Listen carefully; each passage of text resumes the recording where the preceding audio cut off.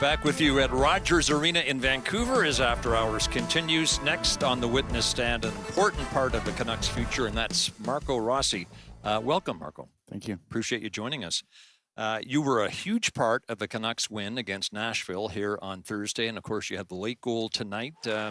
People are starting to say, people who weren't sure what the Canucks were getting in you in that Quinn Hughes deal, that, wow, this guy is a player. Do you see Vancouver as an opportunity to unlock your full potential? For sure. I'm really happy to be here. With everything what went on with the trade, it's just like everything goes so quick. And especially with the injury I have to deal with, wasn't easy. But it feels really good now to be healthy now and, just play the game. Ian. Do you like the bro line or the orb line? Which is your preference? Probably bro line. Yeah. Sounds a little better. What do you like about playing with Ogren and Besser? Yeah, it's a really good line so far. Ogren is such a fast player. He's really good on a forecheck. He wins like the puck battles, brings the puck to us, and Brock has a really good shot. When I have the puck, I try to find him, and I think that's the key so far in our line. I know that you played hurt that first segment of games after the trade. How much was that holding you back? And do you feel fully healthy now? Do you feel like only now maybe you're able to show what you can do? Yeah, when I got traded, you're so pumped up. You want to play, you want to show everything. Now looking back, maybe it wasn't the best idea. But like I said, I'm healthy now and I feel really good. And it's fun being out there. Derek asks, please ask him how much he knew about the flow, Besser, when he was in Minnesota, and how much you know now. I haven't known. You know why they call him the flow? No. His hair. Oh, because yeah, his hair. Okay. Yeah. He has really nice hairs. For Mini, I knew him because he's a Mini guy. Right. But of course, now I know him better. So you are 24, time's on your side, obviously, but you were with a serious contender in Minnesota. How do you feel about being part of a team that's going to take some time to contend in a rebuild? Yeah, when I got traded, the situation's different here in Vancouver than it was in Mini. But I'm really happy to be here. It's a really nice organization. And, of course, it's a different situation, but I'm really happy to be here. And I believe in this group that we can build something here. Feldkirch, Austria, it's your hometown. It's in the westernmost part of Austria. It's on the border with Switzerland. We've got some video here, and you can see that it looks like a postcard setting, and it's about as far away from the bright lights of an NHL city as you can get. What was it like growing up there? It's my hometown, so it's unbelievable. Even my first hockey team was there, where I've been skating. Everything happened there, so I have really good memory about there, and it's nice. Okay, we have a hockey database, Hockey DB, a page for you. Let's see if you can identify who this belongs to. Those are pretty thin stats, aren't they? Might be my dad. Correct. That page belongs to Michael Rossi. Your father played 20 years of pro in Europe, mostly in Austria. So there was your influence. And here is Michael when he knew you were going to be something special. I think we have it. And there it is. Okay, first of all, I was not a talented guy for hockey, but I played in the first league in Austria. Yeah, when I was close to 37, end of my career, Marco was around 3-4. He was coming in our room after the game, and he won't go on the ice. And I can see on the ice very quickly that he understands the game very, very well.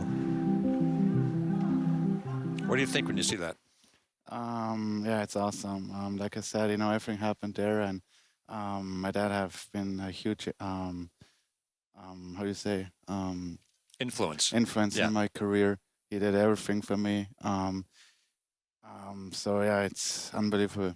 Speaking of everything. Yeah, you turned him from a professional hockey player into a professional chauffeur as well, because at age 14, you had to find better competition and better training. And so you started to train every day in Zurich, which is about what, 90 minutes, 2 hours? Yeah, like 90 minutes. Well, what was that like? All those commutes, and were you doing schoolwork in the back seat, or how was that time for you? Yeah, I mean, for me, it wasn't maybe as tough as it was for my dad because he was driving, but I could sleep on the side, and sometimes I had to learn for school. That wasn't fun, but yeah, I mean, it was always a long day because I grew up, like I wake up in the morning. You know, I went to school. My dad woke up like at 4 or 5 in the morning. I had to go to work, and then after school, like at 4 p.m., he picked me up, and from school went right to Zurich, like a 90-minute drive. Practiced there, came home around midnight. And another next day 90-minute drive. Yeah, and every day the same, you know. Yeah, it was hard, but like I said, it was much harder for me. So he did that for 6 days a week. He started out, we understand, with a brand new little white Fiat. And 4 years later, what happened to the car? Yeah, it was damaged. It was just, he drove like, I think over 500,000. 580,000 kilometers. Yeah. And he drove it straight to the scrapyard. Oh, yeah, you could throw away. You might be the only NHL player ever to take a slap shot that almost killed a horse. We must hear that story. Yeah, I mean, when I was growing up, you know, I was trying to learn how to shoot. And with time, my shot was getting better. And I just had a net there. And in the backyard, there was like a lot of horses. And once my shot was getting better, I missed the net once. And, you know, I hit a horse and just fell down. This was a neighbor's horse, was it? From the farmer, and the farmer was like 100 meters away. Oh, okay. So I wasn't good. I was hoping the farmer's not coming. And then the next day, you know, my dad. But the horse was knocked out? I was knocked out. Yeah. But after like 20 minutes, got it back up.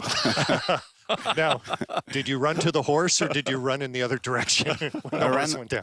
I went to my dad and I was shaking, and he was like, "Everything is going to be fine." We're just hoping, you know, he's going to get up and everything will be fine. And your father ran out the very next day and bought some netting at the local hardware store? Yeah, the next day there was a huge netting, and then the farmer came by and it was like, "Oh, thank you so much that you're taking care of the horses."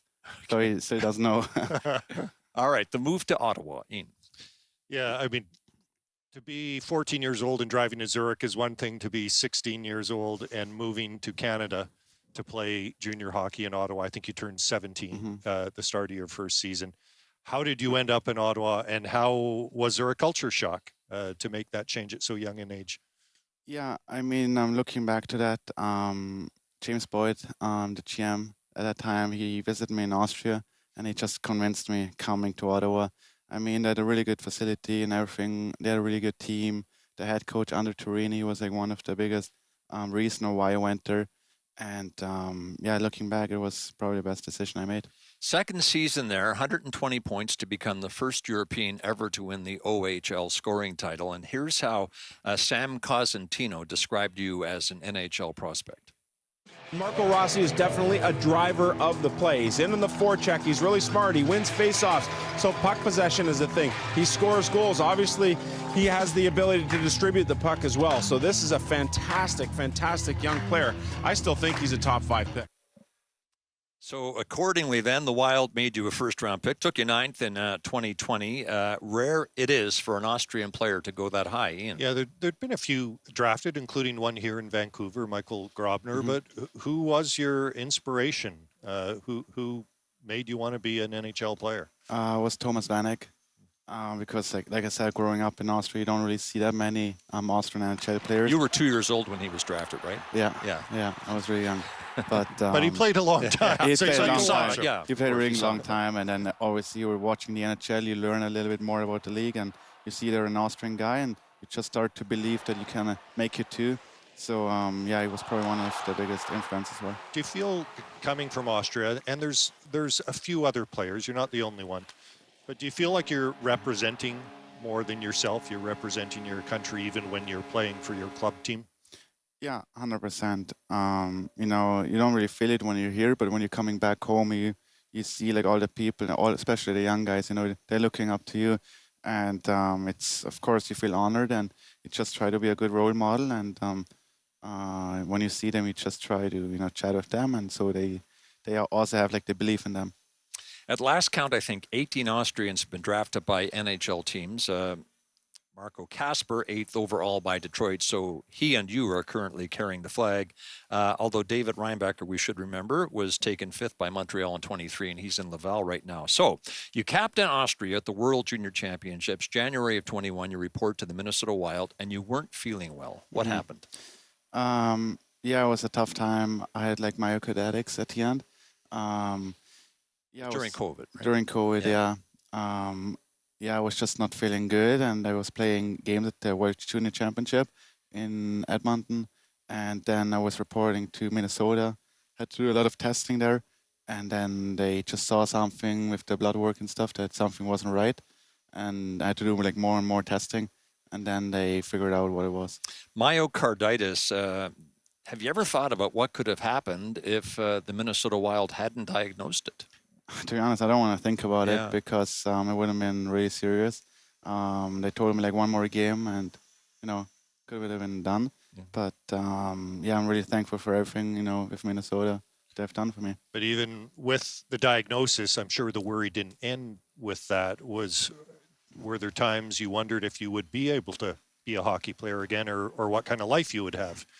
I mean, in that moment, all you wish is health. You don't really think about playing hockey again. It was a really tough time. I was out like for 6 months, doing nothing. I mean, when I say nothing, it's like not even going for a walk. You just barely go outside and went or like did something. So yeah, it was a really tough time. Didn't play hockey for a calendar year, and you still were able, when you came back, to put in 2 20-goal seasons with the Wild. Okay, hiking in Golem. It is a famous World Cup ski area, 35 kilometers of slopes, I think. It's picturesque in both the summer and the winter. You've been quoted as saying, whenever you go back there, it gives you more power. What do you mean by that?